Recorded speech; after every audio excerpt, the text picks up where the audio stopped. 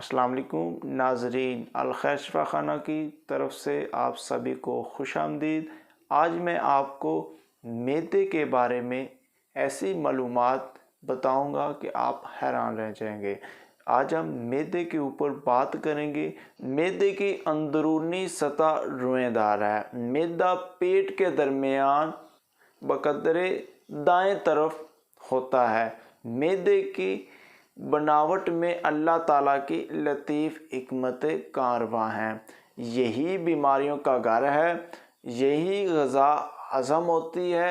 پرانے طبیبوں نے یہی کہا ہے کہ غذا کے ہضم ہونے کا عمل منہ سے شروع ہوتا ہے۔ جب ہم کسی چیز کو تناول کرتے ہیں تو اسے اچھی طریقے سے چبائیں، کیونکہ جب ہم یہاں چبائیں گے، اس کا جوس نکالیں گے، پھر آسانی سے یہ غذا ہضم ہو جائے گی۔ چبانے کی وجہ سے غذا باریک اجزاء میں تقسیم ہو جاتی ہے۔ اس میں لعاب دہن شامل ہوتا ہے، جس میں بعض ایسے اجزاء موجود ہوتے ہیں جو ہاضمے کے لیے معاون ہوتے ہیں۔ پھر غذا معدے میں پہنچتی ہے، پھر وہاں معدے میں ہاضم مواد جسے گیسٹرک جوس کہتے ہیں، وہاں اس کا جوس بنتا ہے۔ گیسٹرک جوس کے بعد آنتوں میں یہ سب کچھ پہنچتا ہے، تو پھر وہاں جو روئیں ہوتی ہیں وہ اپنا اپنا حصہ جذب کر لیتی ہیں۔ آنتیں سانپ کی طرح حرکت کرتے ہوئی دکھائی دیتی ہیں۔ بقایا فضلہ بڑی آنت میں چلا جاتا ہے، وہاں سے وہ جسم سے خارج ہو جاتا ہے۔ یہ وہ باتیں ہیں کہ جدید تحقیق کے مطابق یہ ایلوپیتھک، ہومیوپیتھک اور انگریزی میڈیسن سے پہلے کی تحقیق ہے۔ اسی لیے معدہ بیماریوں کا گھر کہلاتا ہے۔ اس جملے میں حکیم خالد بن کلدہ نے یہی اشارہ کیا ہے کہ غذا کم مقدار میں کھائی جائے، دل کی ہر خواہش پوری نہ کی جائے۔ جاننا چاہیے کہ زمین سے دو طرح کے بخارات نکل کر فضا میں جاتے ہیں۔ بخارات کی ایک قسم گرم خشک ہے اور دوسری قسم گرم تر ہے۔ یہ دونوں طرح کے بخارات اوپر جا کر طے بر طے بادل بنا دیتے ہیں، جن کی وجہ سے ہماری آنکھیں آسمان کو نہیں دیکھ سکتی۔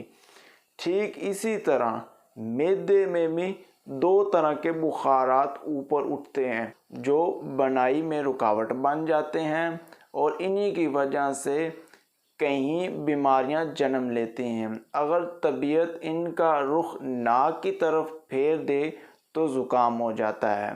اگر یہ بخارات پہلو کی طرف چلے جائیں تو پہلو میں بادی والا درد لاحق ہو جاتا ہے۔ اگر سینے کی طرف آ جائیں تو نزلہ ہو جاتا ہے۔ اگر نیچے اتر کر دل پر اثر انداز ہو جائیں تو انفلونزا ہو جاتا ہے۔ اگر آنکھ کی طرف چلے جائیں تو آشوب چشم کا عزم ہو جاتا ہے، یعنی آنکھوں کے نیچے ہلکے پڑ جاتے ہیں، آنکھیں لال ہو جاتی ہیں۔ اگر دماغ کے خانے اس سے تر ہو جائیں تو دماغی رگیں ان سے پر ہو جائیں تو انتہائی غفلت، آلودگی اور بے ہوشی کی نیند آتی ہے۔ اسی لیے نیند کا مزاج تر اور بے خوابی کا مزاج خشک ہے۔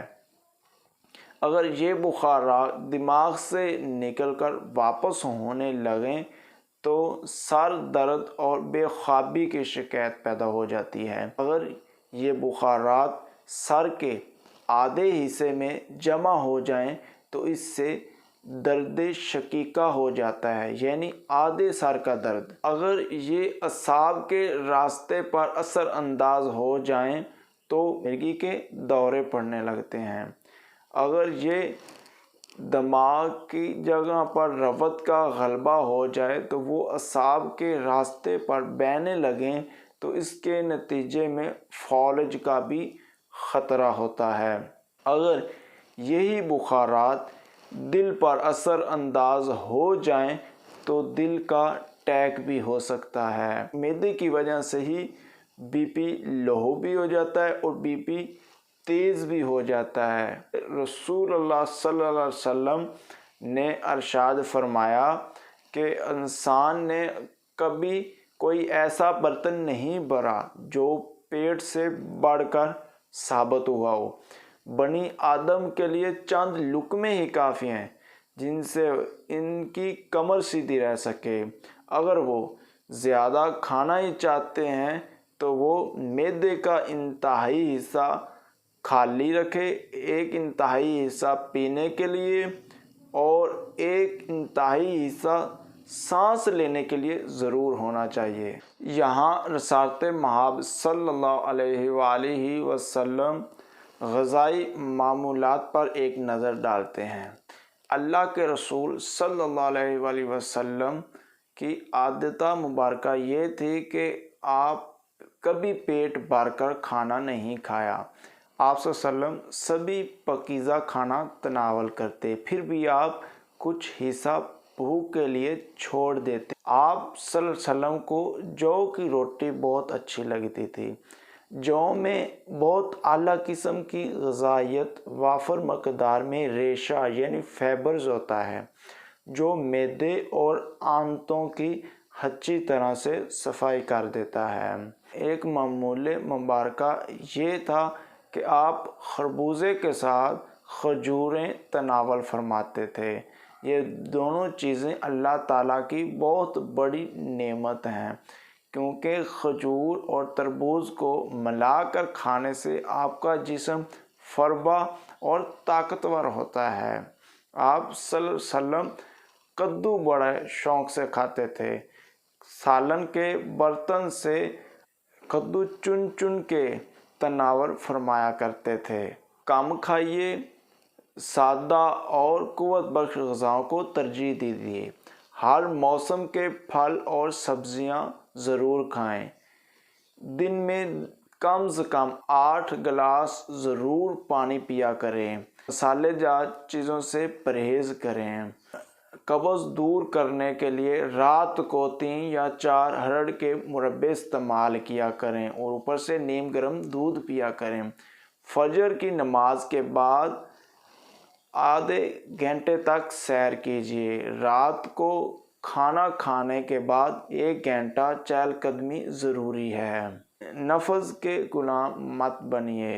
انشاءاللہ اسی طرح آپ سبھی بیماریوں سے محفوظ رہ سکتے ہیں۔ آج اسی ویڈیو کے ساتھ میں اجازت چاہتا ہوں۔ اللہ حافظ۔